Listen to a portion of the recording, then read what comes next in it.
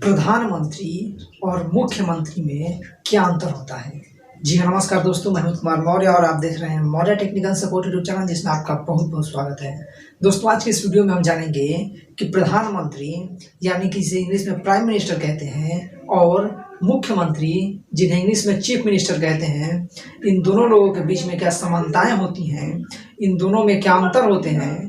क्योंकि दोस्तों, बहुत सारे स्टूडेंट्स ऐसे हैं जो प्रधानमंत्री और मुख्यमंत्री की जो शक्तियां होती हैं या फिर जो उनका चुनाव होता है, इन सभी चीज़ों को लेकर के कन्फ्यूज हो जाते हैं। तो आज के इस वीडियो में हम इन दोनों के विषय में जो भी अंतर होते हैं, जो मूल अंतर होते हैं, वो सारी चीज़ें विस्तार पूर्वक जानेंगे। तो चलिए वीडियो को शुरू करते हैं। शुरू करने से पहले एक छोटी सी गुजारिश कि अभी तक आपने हमारे चैनल को सब्सक्राइब नहीं किया है तो सब्सक्राइब कीजिए Maurya technical support YouTube channel को और बेल आइकन जरूर दबाएं, जिससे कि हमारे चैनल पर जितने भी नए वीडियोज आएँ सबकी नोटिफिकेशन सबसे पहले आप तक पहुंचती रहे। और वीडियो को लाइक करें, ज़्यादा से ज़्यादा शेयर करें और हमारे वीडियोज के बारे में, हमारे चैनल्स के बारे में जो भी सोचते हैं उसे कमेंट बॉक्स में जरूर लिखें। तो दोस्तों, जो प्रधानमंत्री और मुख्यमंत्री होते हैं, ये दोनों ही अपनी सरकार के प्रमुख होते हैं। यानी कि जो प्रधानमंत्री होते हैं वो केंद्र सरकार के प्रमुख होते हैं और जो मुख्यमंत्री होते हैं वो राज्य सरकार के प्रमुख होते हैं। दोस्तों, जो प्रधानमंत्री होते हैं वो पूरे देश में, यानी कि हमारा जो भारत देश है उसमें एक ही होते हैं और उनके पास ये शक्ति होती है कि वो जो भी निर्णय लेंगे वो पूरे देश पर लागू होगा और वो पूरे देश से जुड़े हुए निर्णय ले सकते हैं। वहीं अगर बात करें मुख्यमंत्री की, तो दोस्तों, जो मुख्यमंत्री होते हैं वो राज्यों में होते हैं और वो अपने राज्यों से जुड़े हुए फैसले ही कर सकते हैं। तो दोस्तों, अब बारी बारी से जान लेते हैं कि इनके बीच में मुख्य अंतर क्या होता है। तो दोस्तों, सबसे पहले बात करते हैं योग्यता की। तो दोस्तों, अगर कोई व्यक्ति प्रधानमंत्री बनना चाहते हैं तो इसके लिए आवश्यक है कि वो संसद के किसी भी सदस्य हों, यानी कि लोकसभा या फिर राज्यसभा में से किसी एक का सदस्य उन्हें होना चाहिए।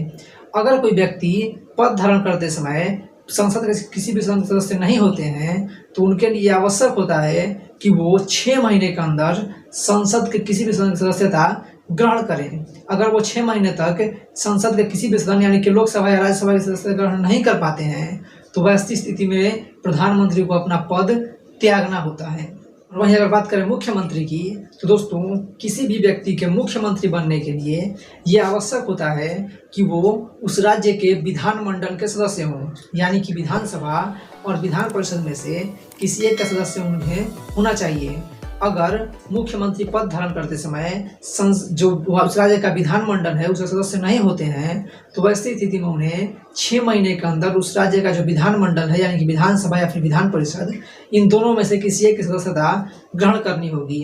अगर 6 महीने में वो इन दोनों में से किसी की सदस्यता ग्रहण नहीं कर पाते हैं तो वैसी स्थिति में उन्हें अपना पद छोड़ना होता है। दोस्तों, अब बात करते हैं पद ग्रहण की। तो दोस्तों, प्रधानमंत्री और मुख्यमंत्री दोनों की ही नियुक्ति होती है।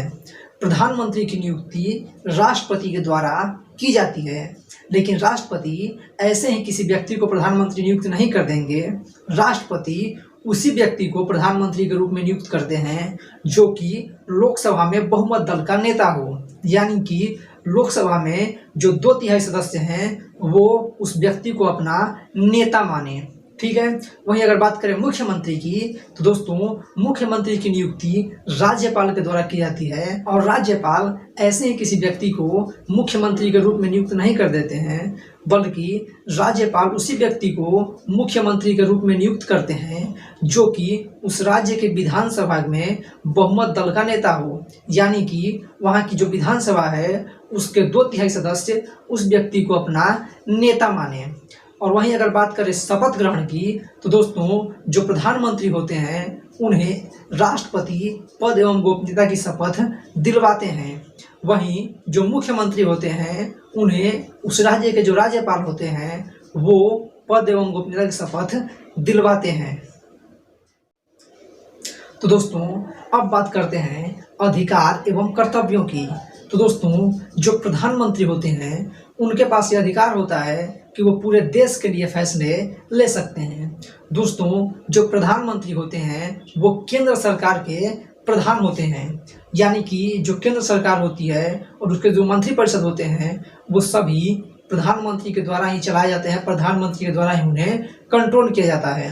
ठीक है, यानी कि हम जितनी भी बातें सुनते हैं कि केंद्र सरकार ने ये फैसले किए हैं, केंद्र सरकार ने वो फैसले किए हैं, वो सभी फैसले प्रधानमंत्री और उनके मंत्रिपरिषद के द्वारा ही लिए जाते हैं। और मंत्रिपरिषद के सदस्य होते हैं उन्हें प्रधानमंत्री की सलाह पर राष्ट्रपति नियुक्त करते हैं। और दोस्तों, राष्ट्रपति के पास कार्यपालिका से जुड़ी हुई जितनी भी शक्तियाँ होती हैं उन सभी शक्तियों का प्रयोग जो होता है वो प्रधानमंत्री के द्वारा ही किया जाता है। राष्ट्रपति की और भी जो कुछ शक्तियाँ होती हैं उसमें से अधिकतर शक्तियों का प्रयोग जो होते हैं वो प्रधानमंत्री ही करते हैं। वहीं जो संघ सूची के अंतर्गत जितने भी विषय आते हैं उन सभी विषयों पर भी निर्णय लेने का अधिकार जो होता है वो प्रधानमंत्री और उनके मंत्रिपरिषद के पास ही होता है। वहीं अगर बात करें मुख्यमंत्री की, तो जो मुख्यमंत्री होते हैं वो राज्य सरकार के प्रमुख होते हैं, यानी कि राज्य सरकार के द्वारा जितने भी फैसले लिए जाते हैं वो सभी फैसले मुख्यमंत्री और उनके मंत्रिपरिषद के द्वारा ही लिया जाता है। दोस्तों, मुख्यमंत्री जो है वो सिर्फ अपने राज्य के लिए ही कोई फैसला कर सकते हैं, मुख्यमंत्री किसी दूसरे राज्य के लिए फैसला नहीं कर सकते हैं, जबकि प्रधानमंत्री जो है वो पूरे देश के लिए कोई भी निर्णय ले सकते हैं, पूरे देश के लिए फैसले कर सकते हैं। और जो राज्य सूची के अंतर्गत जितने भी विषय आते हैं उन सभी विषयों पर सामान्य परिस्थितियों में, यानी कि जब देश में आपातकाल लगा हो या राज्य में आपातकाल लगा हो, वैसी स्थिति में इन सभी विषयों पर जो निर्णय है वो मुख्यमंत्री और उनके मंत्रिपरिषद के द्वारा ही लिया जाता है।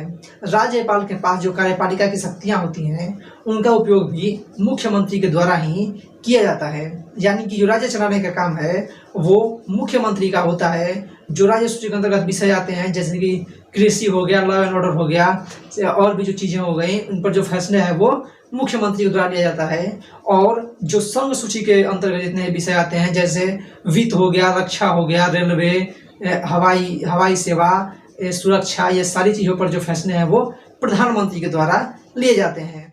तो दोस्तों, अब बात करते हैं पद त्याग की। तो दोस्तों, प्रधानमंत्री और मुख्यमंत्री दोनों का ही कार्यकाल 5 वर्षों का कहा जाता है। हालांकि दोस्तों, प्रधानमंत्री तब तक पद पर बने रह सकते हैं जब तक उनके पास लोकसभा में बहुमत होता है। और वहीं अगर बात करें मुख्यमंत्री की, तो मुख्यमंत्री भी तब तक पद पर बने रह सकते हैं जब तक कि उनके पास विधानसभा में बहुमत होता है। लेकिन दोस्तों, लोकसभा और विधानसभा दोनों का ही चुनाव 5 वर्षों में होता है, इसलिए प्रधानमंत्री और मुख्यमंत्री दोनों का ही कार्यकाल 5 वर्षों का कहा जाता है। दोस्तों, वहीं अगर बात करें अपना कार्यकाल पूरा होने से पहले प्रधानमंत्री अपना पद त्याग कैसे कर सकते हैं, तो इसके लिए प्रधानमंत्री राष्ट्रपति को संबोधित अपने त्याग पत्र द्वारा अपना पद त्याग कर सकते हैं। वहीं अगर बात करें प्रधानमंत्री को पद से हटाने की, तो दोस्तों, प्रधानमंत्री को पद से हटाने के लिए यह आवश्यक होता है कि प्रधानमंत्री के पास लोकसभा में 2/3 बहुमत न हो, यानी कि लोकसभा के जो 2/3 सदस्य हैं वो अगर प्रधानमंत्री को अपना नेता नहीं मानते हैं तो वैसी स्थिति में प्रधानमंत्री को अपना पद त्याग करना होता है। वहीं अगर बात करें मुख्यमंत्री की, तो दोस्तों, मुख्यमंत्री अपना कार्यकाल पूरा होने से पहले राज्यपाल को संबोधित अपने त्याग पत्र द्वारा अपना पद त्याग कर सकते हैं।